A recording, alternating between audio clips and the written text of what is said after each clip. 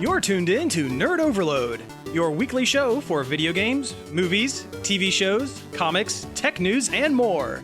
Now your hosts, Cody Pennick, Samantha Cross, Sam Dunham, and Josh Harrison. Hey everybody, welcome to Nerd Overload, the pop and geek culture show that's gotta go fast to theaters to go see Birds of Prey again. I'm Cody, and I could really go for an egg sandwich. I'm Sam. And I'm Samantha. Oh, we have a great show for you this week. Thank you all for tuning in. We have a bunch of news to go over, but first let's talk about some things we have been checking out. And I think we all kind of have one big check 'em out this week, and that is Birds of Prey. And the fabulous emancipation of one Harley Quinn is what it used to be called. Yes. Until they changed the name the day after it came out. Yep. It is a, was it Day After Tomorrow? Or no. What is that? The Live, Die, Repeat? Yeah, Tom Cruise can't stop dying and then living again. That's the one. Yeah, that's the one. But now Birds of Prey is called Harley Quinn, Birds of Prey. Which is probably what it should have been called to begin with. Or they should have not did the colon and just called it Harley Quinn and the Birds of Prey. Yeah. Well, anyway, we all went and saw Birds of Prey, so let's talk about it. How spoilery are we going to get into this thing? I would say I would like to go, at least relatively spoilery. I mean, I don't think there's anything in the plot that's like a surprise. Yeah, but even then, it's still great. Like, you're gonna want to see it. The things about this movie are things that you see, not plot points. Right, yeah. This is definitely one that you don't want to just hear us talk about. So I guess, what'd you think of Birds of Prey and Harley Quinn? That movie. the movie with the Birds of Prey and the Harley Quinn. Yes, that one. I thought it was great. I absolutely loved it. If you went, hey, let's go see it again right now, I would say, okay, let's go. Yeah, same here. Yeah, I loved it. I really kind of want to go see it again, for sure. Everyone in the film did a great job. I have been sitting, when I do these reviews, when I talk about movies, I usually, even if there's a movie that I absolutely love, I usually try to come up with at least one or two kind of constructive criticisms or something like that. And I'll be honest, I've been having a very hard time coming up with negatives for this film. Yeah. Yeah. I can't really think of any, honestly.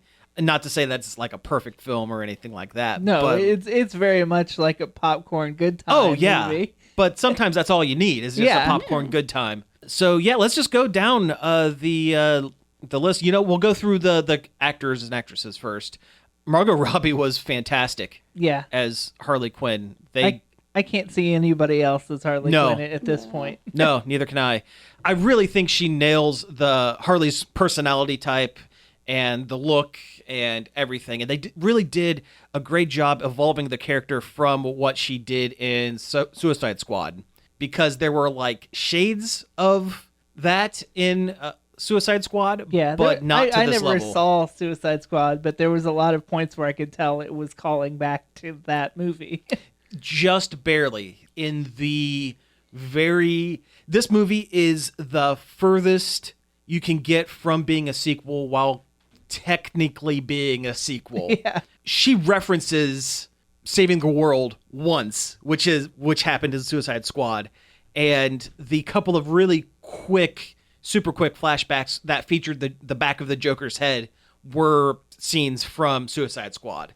So technically that is Jared Leto, but you never see his face or hear him talk. Because nobody wants that. Nobody wants that. Not a single person wants that. Jared Leto doesn't even want that. Nobody wants it. But yeah, she was phenomenal. I would put her portrayal of Harley right up there with Ryan Reynolds as Deadpool. Yeah. Honestly. It is both films have a very similar tone to them. She hits just the right level of Looney Tunes. Yes. Kind of vibe. Mm-hmm. I totally agree with that. Which I think is something that Palmiotti and Connor were definitely going for in their comic book series. Mm-hmm. Absolutely. As much as I loved Harley Quinn in this, my favorite character has got to be Black Canary. Though me too. Yeah, she blew it out of the water. I want to see more movies with that character. Yeah, and that actress. I want to see a standalone Birds of Prey movie Yeah, Which is- they don't even which need is the three of Harley, them. really. Yeah, I mean, you got to have Harley because she's great. But like, yeah, if they were to just to say, okay, we're going to do a spinoff of a spinoff, and it's just going to be the Birds of Prey, awesome. Yeah. I'm down. I'm in. She was just so cool and had a cool little car and her hair looked cool. And Yeah, she was almost like a 70s action movie star. yeah. Yeah, so that was really awesome. Huntress was great. She didn't get a ton of screen time, which I was kind of surprised about. Her character didn't really come in until the very end. No, but I love the way they portrayed her. She's like kind of a dork, which is funny. Completely socially inept. Yeah. Which makes total sense since she spent most of her life in Sicily training to kill mafia guys. Yeah. Like her origin is a deliberate parallel to Batman's. Like her parents were murdered, but instead of being super rich doctors in Gotham City, they were super rich mobsters in Gotham City. And it was her whole family. And it was her whole just family. Her parents. Right, Yeah. right. But I mean, it makes sense that if you're raised in solitude with a one-track mind, you would not know how to talk to people. Yeah. And just be totally socially awkward. It just great. Renee Montoya. Yeah, Rosie Perez. Rosie Perez. She was fantastic and was like the sane glue that held together the whole group. Oh yeah, yeah. I saw someone on Twitter describe Harley Quinn and the Birds of Prey characters as D&D characters. What did they say? It was like Black Canary was the fighter that took one level in Bard so that they could use bardic inspiration over and over and over, and Renee Montoya would be the paladin that was a super rules lawyer. Rules lawyer and had to do everything by the book no matter what. But yeah, super great. I mean, the movie itself has a pretty bare bones kind of plot. I mean, it was just a very simple, gotta get the MacGuffin, gotta get the thing. Halfway through the movie, the thing becomes a kid. Yeah. For one reason or another. But the plot is almost secondary to just the action and the antics. That's what it is. A lot of antics. Yeah. Mm-hmm. And the fight scenes are so good. They were incredibly well choreographed. So well done. Yeah. Yeah. I loved that a good portion of the movie, Harley Quinn is on roller skates. Yeah. And like the whole final fight, she is on roller skates and doing roller derby type moves throughout. It's great. Those stunts were insane. Yeah. Sketching on the car to like going around the car while on skates. Like it was nuts. Oh, yeah. And good. Mm-hmm. If the movie was 10 minutes long and it was just that fight scene in the funhouse, I would have been happy. Be done. Yeah, be good. Yeah. Oh, for sure. For sure. Yeah. Again, I am having a hard time coming up with negatives. There should have been more. I wish there was more. Yeah. That's all it is. I could have sat there for at least another half hour. Sure. Oh, yeah. Yeah. Ewan McGregor was phenomenal as Black Mask. Very good. Very funny. Yeah. And very twisted and creepy and just a really good villain. Really strong villain. Really strong. Really charismatic. Yeah. Which is hard for comic book movies to do more often than not. Yeah. And this one did it. This one did it. Yeah.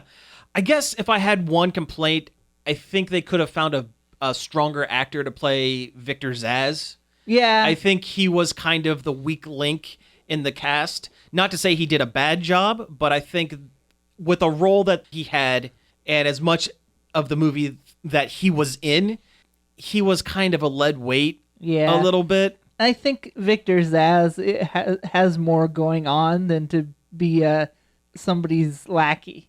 Yeah. That's a character they should have saved for something else. Yeah. Well, in the comics, Zsasz is a full-blown villain. Yeah, he's a serial killer. He's a serial killer, yeah.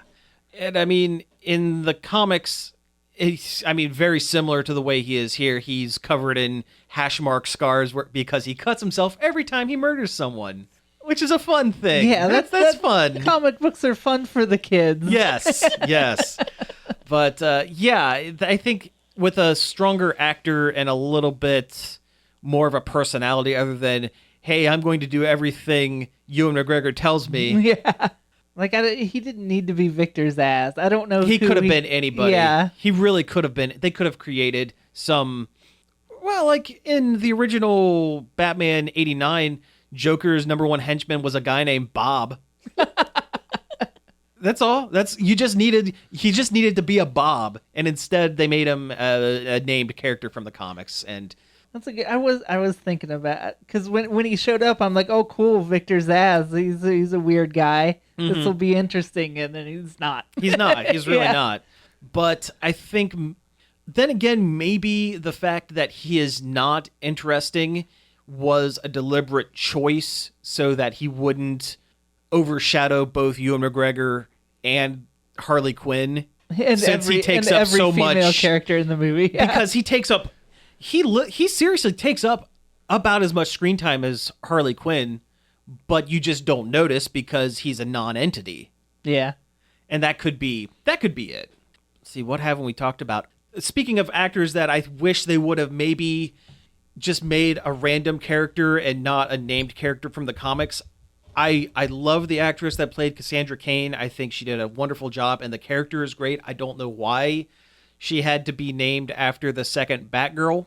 Yeah, because she doesn't. Batman's not in this movie, for one. No. And Which is fine. Yeah. Oh, yeah, please. We don't need Batman in this movie. Yeah, we really don't. But I don't know why she had to be named after the character. They could have, if they wanted to pull a character from the comics, they could have really pulled any name out of a hat. And the way the movie ends makes it make even less sense that she's Cassandra Cain. The only reasoning I could think behind it is I think they deliberately wanted to make this a multicultural cast. They really, and they succeeded. I think they really wanted to have like representation of a whole bunch of different, races and whatnot. And Cassandra Cain is Asian in the comics, so that is an easy sub in so that they can get that. That's, as cynical as that sounds, I think that might have been what they were going for. It could have been. I don't know. Yeah, but there is no reason for her to be Cassandra Cain. I mean, if they wanted to name her after a character from the comics, there was a lesser known comic character named Misfit who was in created for the Birds of Prey comic. Her whole deal was she was a teen runaway who had teleportation powers, and they could have just said, oh, hey, let's get rid of the teleportation powers and just name her after this character, or have her teleport at the end. I don't know. Yeah, right. Yeah, I love that Batman's not in it. I love that the Joker's not actually really in it. That I love more than anything, because it's not about necessary. Him. Yeah, it's not about him. I think that was a defining feature of the film, is that the movie is not about the Joker. Yeah, for a character whose creation was solely for the Joker. I love that the red and black jumpsuit isn't in, well, except for in the animated bit at the beginning, but it isn't in the movie. It's not in the movie. Yeah, I've come to not like that costume, actually. Really? Because all it is it's her. It just says, "I'm the Joker's property." Yeah, like that's what that costume says to me. So when she's away from it, that's good. I would, in flashback stories where in the comics where Harley and Joker are still together, I definitely still like the costume. Yeah. But I think in telling this kind of story where it's about Harley breaking away from all of that, I agree. Yeah, not needed. This isn't exactly about the movie, but one thing I did want to mention, I actually saw this at a beer tasting down at the Grandview Theater over the weekend, and that was a really good time. So I just kind of wanted to throw that out there. If you ever get a chance to go to any of those, either at Grandview Theater or at Studio 35, because it's the same owners now. It's the same owners. It's basically the same place. Pretty much. Yeah, pretty much. But it was a lot of fun. It was a really good time. Got to see a bunch of really cool clips. Jordan and I both won door prizes. Nice. Raffle. So we are 3 for 3, or I guess technically 4 for 3. Every time we've been to 3 of them, and we have won 4 times out of those 3. So that was pretty cool. And I take that back. Grandview has a lot more space in it.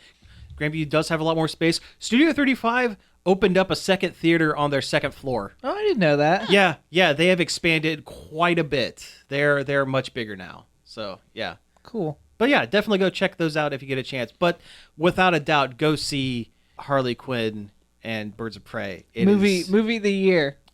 Yeah. So far. So far. Yeah. And you know what? It'll be a tough one to beat. It was that good. Yeah, it was really, really fun. Definitely not for kids. Oh yeah, Super not for kids. Don't take your kids. Don't. Yeah. Like I mentioned before, it is very thematically similar to Deadpool. So, yeah, definitely. A little more grounded than Deadpool. A little more grounded, just barely. But yeah. But just barely. Yeah. And the fight scenes get pretty brutal. They do. A lot of swear words. A lot of swear words thrown around. Kind of like a sexual violence trigger warning in there. There's one particular scene I didn't really care for. Yeah. But it's almost like the filmmaker also didn't care for it, and because that scene ended so quickly. Yeah.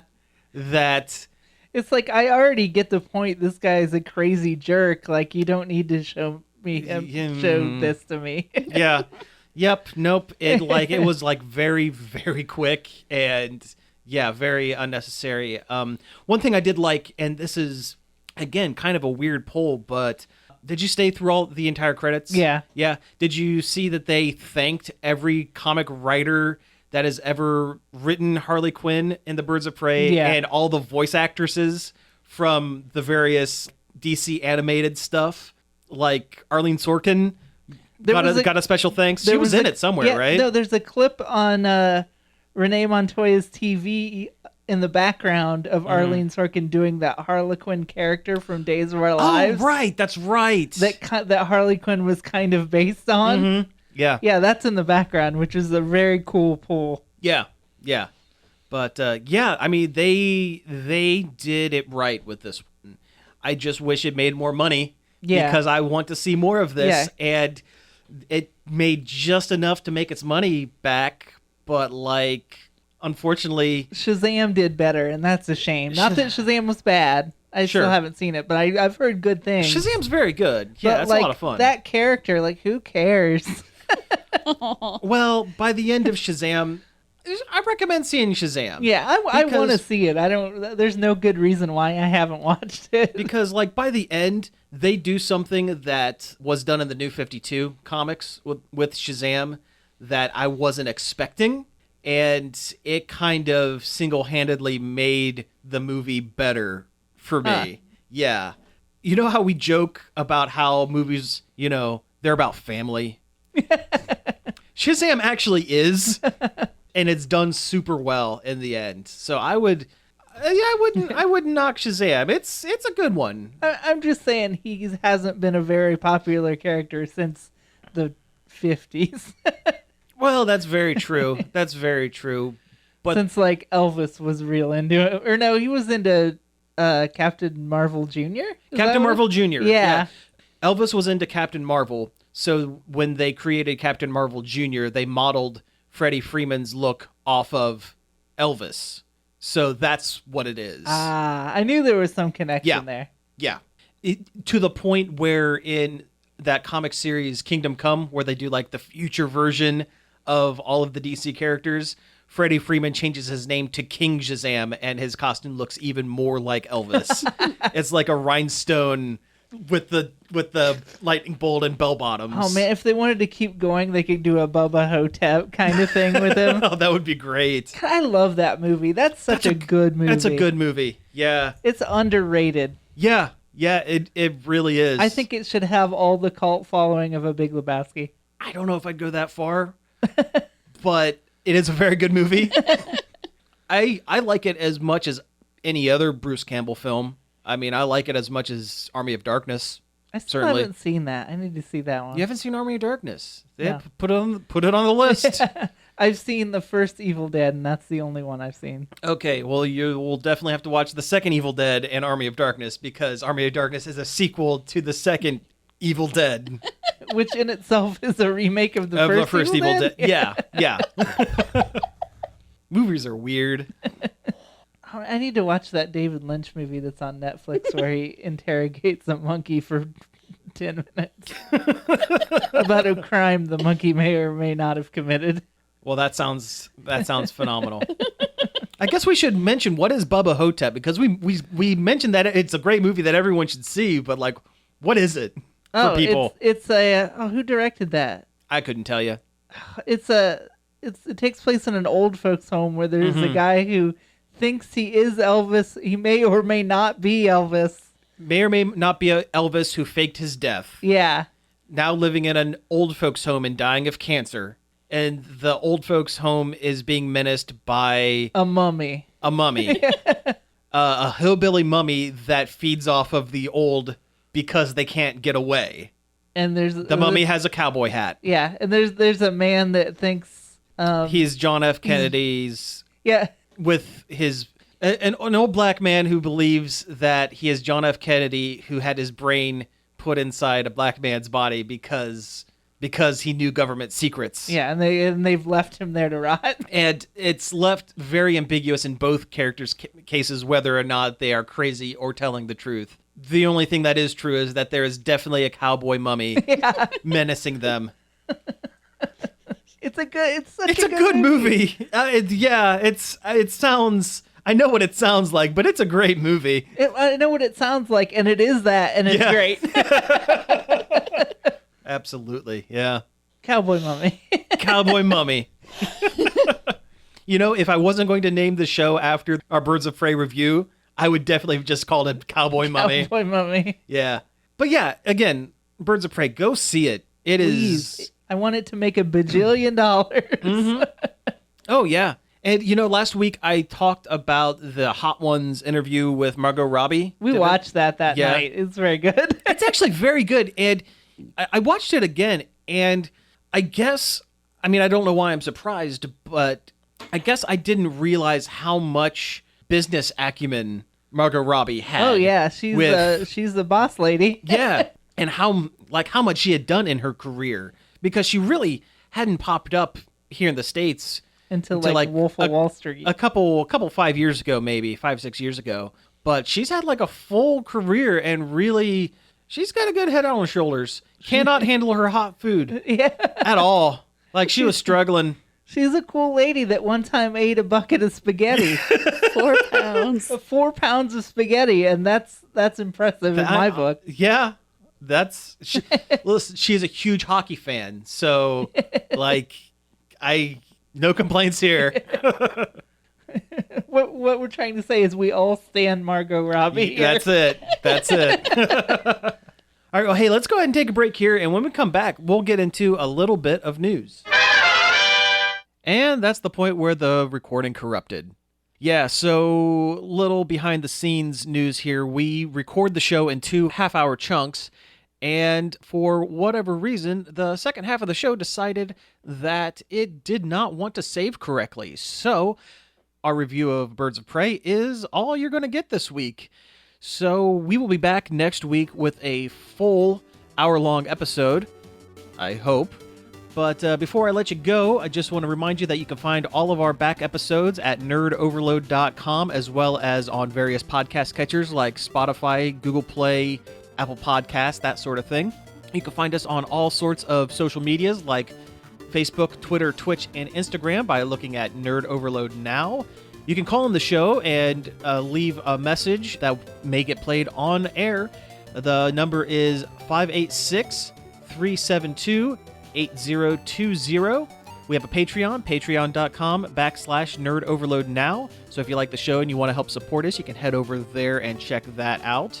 And I'd like to thank David Pencil for the use of our intro and outro. You can find more of his stuff over at davidpencil.com. So until next week, thanks for listening, and pizza out.